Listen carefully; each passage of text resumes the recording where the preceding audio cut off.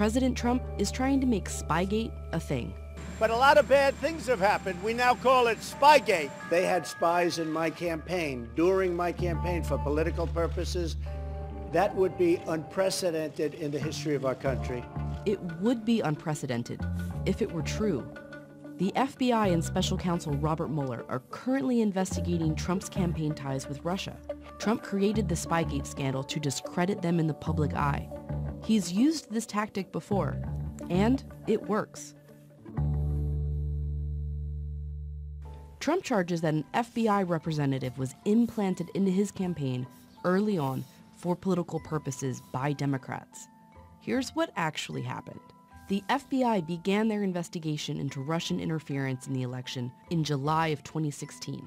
They asked Stephen Halper, a Cambridge University professor and longtime Republican insider with ties to the intelligence community, to speak with two of Trump's campaign foreign policy advisors, Carter Page and George Papadopoulos. The FBI opened their investigation after Papadopoulos drunkenly bragged about Russia offering him dirt on Clinton. Page was also on the FBI's radar because they knew he had taken a trip to Moscow earlier in July. Papadopoulos, you'll remember, has already pled guilty to lying to federal agents in Mueller's probe. White House attorney Emmett Flood was seen at both of today's meetings between congressional members and senior Justice Department officials discussing a claim the FBI put a spy in Donald Trump's political campaign.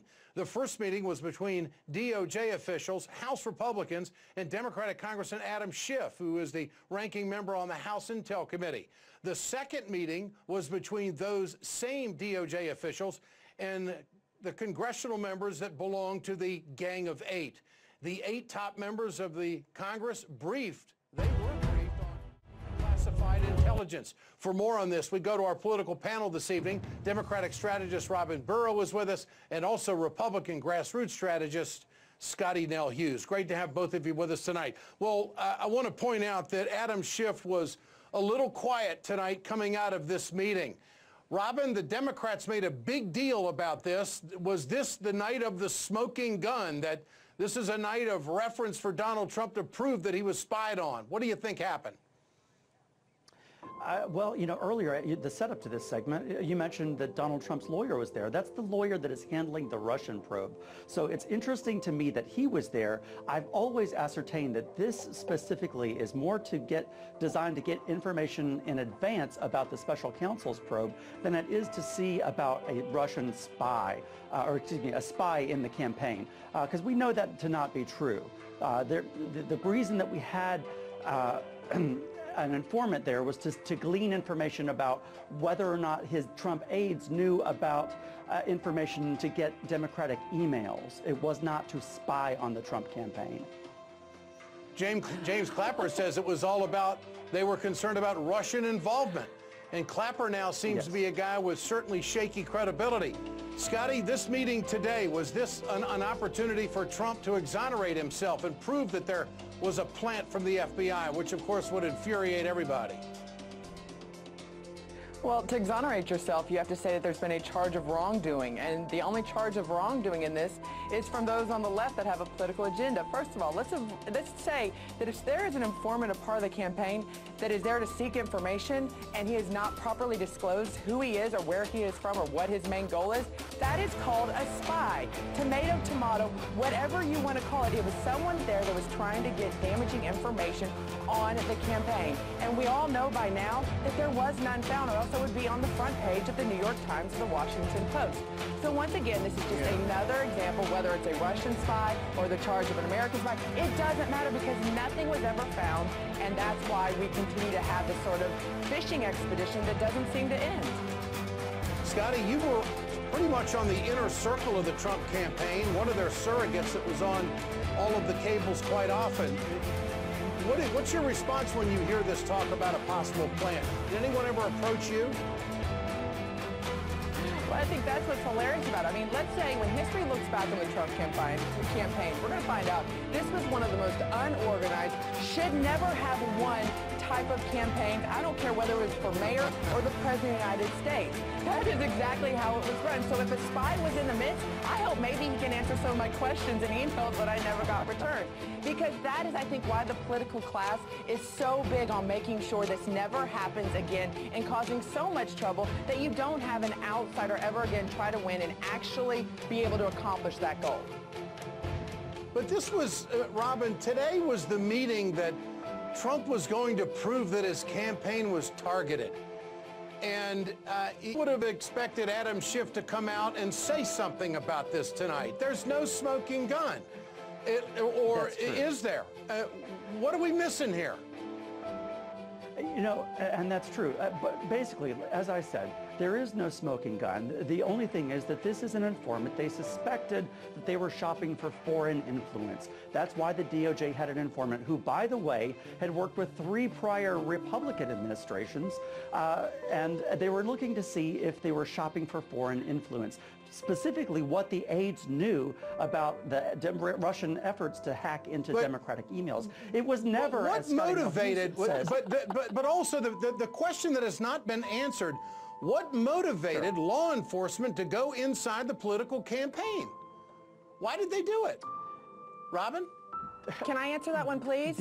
I've got a quick answer. Yes, you can. Go ahead. They didn't want Trump to win. No, it's not political. Well, that is what is not being said in the mainstream media. That's what Scotty just said is what's not being said in the mainstream media because they're almost afraid they're going to offend somebody. I believe that there was this big cabal that was put together that did not want Trump to be president. They used I mean, come on. Obama had to know this stuff was going on, and he's just skirting out of town, and nobody's holding his feet to the fire at all. And I find it very frustrating. We don't weaponize the DOJ and FBI. We don't weaponize the DOJ and FBI. They are there to investigate crimes. That's why they were there. All right, Robin Burrows, Scotty Dale Hughes, thank Absolutely. you. We gotta go. I wish we had more time. Thank you. I appreciate it.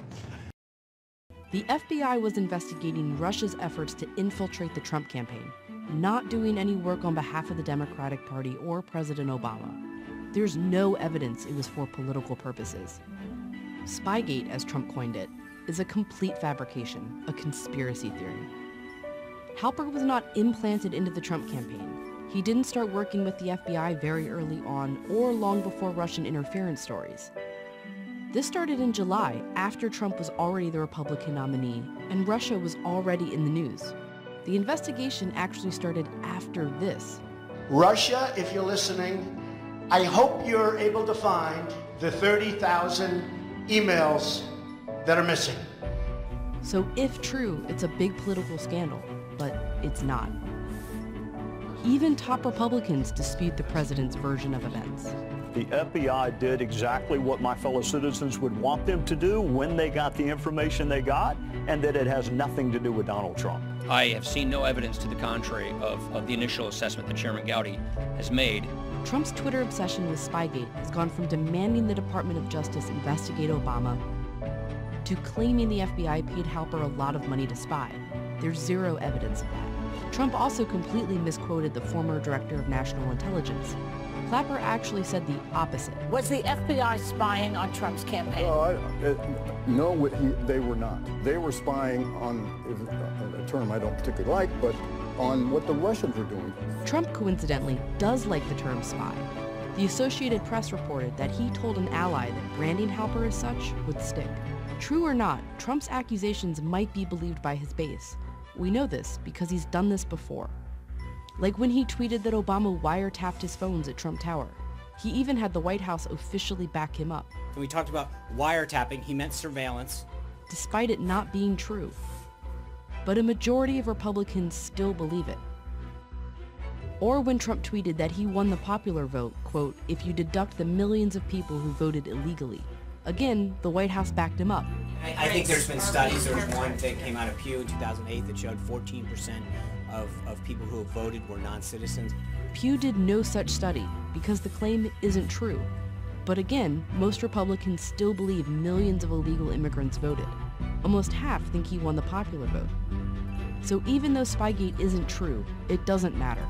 The thinking goes, If Trump can delegitimize the FBI, then he might be able to survive whatever Mueller's investigation finds. And the American people's trust of the FBI has already been eroded by Trump's previous attacks. FBI has been in turmoil. You know that. I know that. Everybody knows that. This chart shows exactly how much that trust has eroded. It's not insignificant. And these attacks resonate with Trump's base. The vast majority of Trump voters believe the FBI is biased against him. Only 32% of all Americans believe that. Which brings us back to Spygate. If history is any evidence, Trump's base is likely to side with him again on this fabrication. They had people infiltrating our campaign. Can you imagine? Can you imagine? Whatever Mueller's team finds at the end of their investigation, Trump may have already won the public opinion. It is for public opinion because eventually the decision here is going to be impeach, not impeach. So our jury is as it should be, is the American people. But we're going to start with the FBI's efforts to spy on the Trump campaign back in 2016. That happened. There's a lot more evidence for it than there is for collusion with Russia. But not surprisingly, the media response has been predictably dishonest. Here's a selection. President Trump doubles down on his baseless claims of spies. This so-called spy issue, first of all, there's absolutely no evidence there was a spy. So it's really a fake issue. It's this phony baloney story about a spy on the campaign. To call them a conspiracy theory is to give them too much credit. Just fake facts. They're liars. Senator Lindsey Graham of South Carolina, as reliable a barometer of mindless conventional wisdom as exists on planet Earth, explained it this way in a recent interview, quote, "A confidential informant is not a spy." Well, Senator Graham did not explain what exactly a confidential informant is, if not a spy, because of course they're one and the same. A confidential informant is someone who is informing confidentially, in other words, spying. And any senator who pretends otherwise is prevaricating, in other words, lying. Dan Bongino has been following the Russia story since the very beginning. He's a former Secret Service agent and a contributor at NRA TV. Dan, you've been on law enforcement your whole life. If I'm confidentially informing on you, what am I doing exactly? Tucker, this is the most of a series of sickening, disgusting, disturbing episodes by the Pravda. No, they're not even Pravda.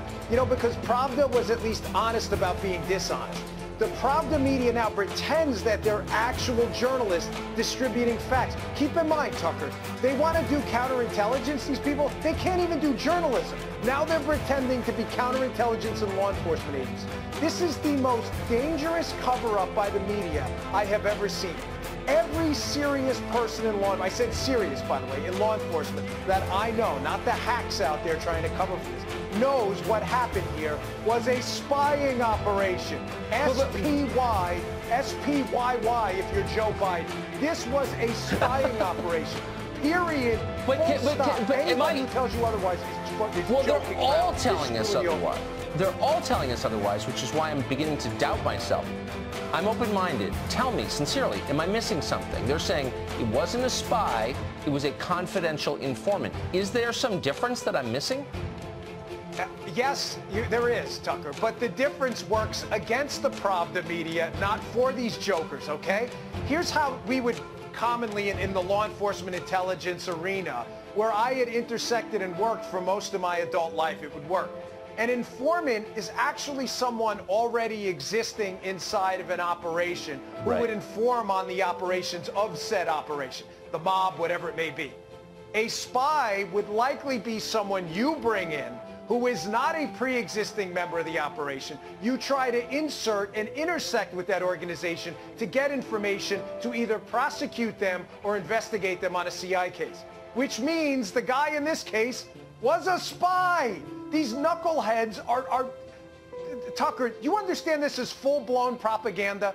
I do, is so but dangerous I mean, what's happening. Either way, the person's function is the same. He's spying. He's gathering information, not telling you that he's doing it and sending it to a third party.